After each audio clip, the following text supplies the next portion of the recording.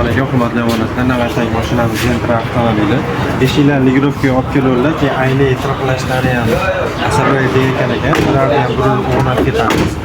Ish davomida natijani ko'rsatib boramiz.